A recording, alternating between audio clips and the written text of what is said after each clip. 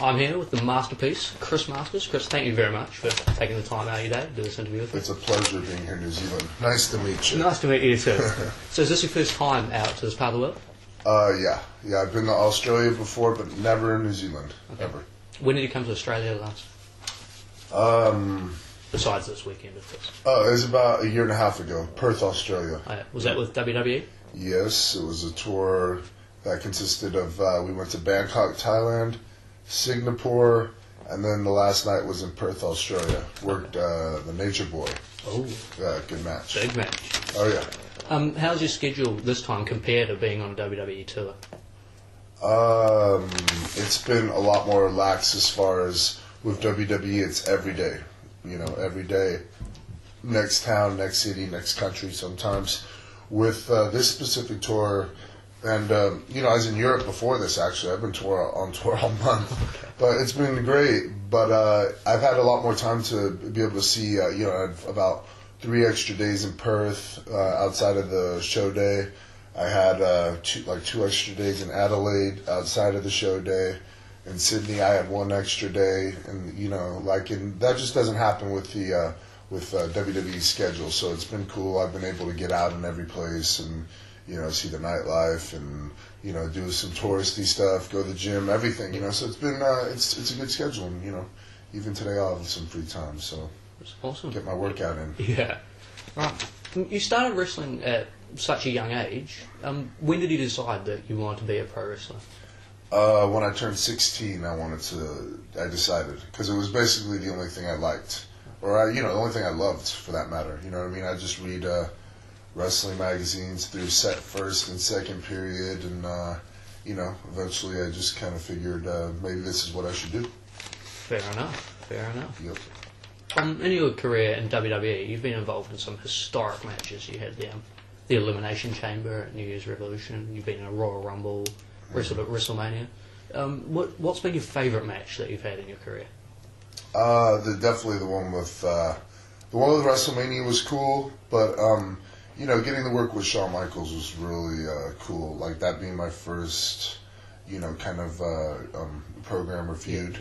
I grew up watching that guy. You know what I mean? Like he was actually the first guy I ever watched when I was a kid, and is as far as getting me into pro wrestling was the Ultimate Warrior, unfortunately.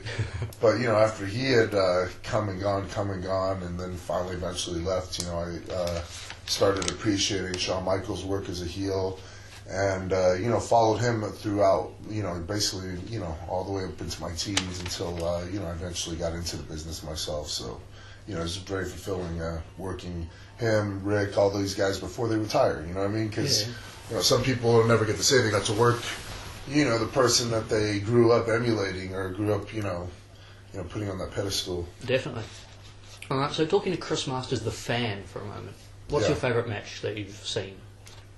Oh, wow, I'm a big fan of that match. I just saw, I didn't watch the WrestleMania this past year. I haven't watched wrestling, pretty much since almost I left, really, but I did stop to watch the Shawn Taker match with one of my friends' place, and it was amazing. I just gotta say, it's just, I can't really get past that one right now. Those guys did a hell of a job. I've read on your website that you appeared in some television commercials as a child, and also in Beauty and the Beast on TV. Yeah. With the success that Dwayne Johnson and John Cena have had in the acting world, have you considered moving back into acting at all? Yeah, but not serious, I live in LA, and I'm sure the opportunity, if the opportunity was there, if it's ever there, I'm sure it'll present itself. But, I don't know. I stay focused kind of on one thing at a time, and I still don't feel like I'm done with wrestling. I can try to do some acting on the side, but I wouldn't really feel,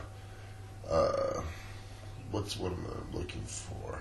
I wouldn't get the overall gratification and fulfillment of what I'm doing right now, as far as just to continue wrestling and eventually go back to WWE for a second time, knowing what I know now. So that's just something for down the line. I don't really know. I don't know. Mm-hmm. So you just mentioned heading back to WWE for a second time. Yeah. That's a goal of yours, definitely. Well, yeah. You got to figure. I'm 26 years old. I broke in. I was on Raw when I was about 20 years old is when I debuted. So my whole goal was to get in there as young as possible. But at the same time, I didn't have the maturity, and there's a lot of stuff that a lot of responsibility I wasn't ready for. But hindsight's 20/20, and now 6 years later, I've really changed a lot as a person. So I think that it'd only benefit me to put that as my immediate goal, within the not too distant future. Have you considered wrestling in TNA at all? I love to perform, so I won't rule out anything, in terms of TNA, WWE, anywhere. As of right now, I've really enjoyed, again, like I was telling you earlier, booking myself out as an independent contractor. I look at life, this life in terms of, chapters and, as far as a book, and this is just, I never paid dues, I never worked indies, I went straight through the system, got signed, went to OVW, went to WWE. So, this is probably something that's going to be a useful tool for me down the line in terms of, just humility, humbling, and also at the same time just, giving me some time to, see what the rest of the world has to offer in terms of pro wrestling. Since you left WWE, you've wrestled for Antonio Inoki's IGF in Japan, and most recently you've been over in Australia with the AWF.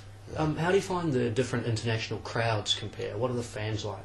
In Japan, they take it, they sit there and they're not as rowdy. Like, it's funny, they sit there and they really kind of watch it in terms of, they'll sit there with their arms folded across their lap watching, and then, once they see something that, they get into, or the guys do something cool, then they come up, they show appreciation, and then they go back to their seated position with their hands folded. It's kind of interesting watching them, They just look at it really like a sport, and they're not there, really shouting names, and, they're not as vulgar, I guess, as, some of the American and Australian crowds who, see not as much the sporting side and more the entertainment side. Not that there's anything wrong with either one.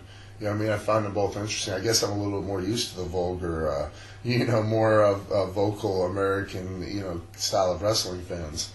But I don't know, they're all real interesting. I've always loved going to Europe because, they get, America gets it so much more than everybody else that when you go to places outside of America, you kind of see how much they get fired up. They're a little more starved for it. So, like even Australia, working the shows I did, listening to those crowds where it was amazing. They were just so fired up because, they might not have seen wrestling in a year live.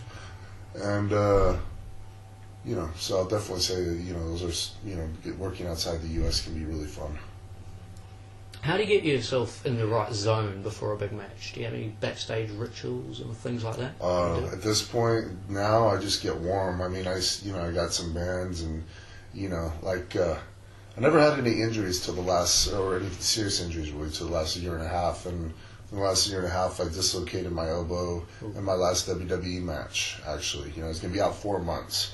Coincidentally, I ended up just getting released around that time, and then most recently I tore my pec on the right side. So, now for me it's just, getting my, working up a little sweat, getting warm, and, getting my joints loose, and, also in terms of just going out there, just getting your breathing properly. A lot of people don't pay much attention to your breathing, but if you, if you inhale deep, exhale deep, it's a calming mechanism.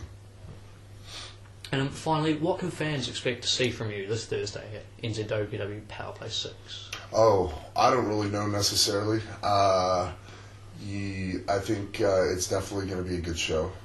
I think it's going to be a lot of fun. I've never been to New Zealand, so I think I'm expecting good energy. I don't know. I hope it's good, and I hope the people are happy with whatever I can give them this Thursday. I got the injury I got to attend to, but at the same time, I've worked this whole tour and everything's been, feeling good. I'm starting to get some confidence back as far as feeling like I can go out there and work a little bit. Well, I'm definitely looking forward to it. That concludes this interview. So, yeah, thank you very much. It was a pleasure talking to you.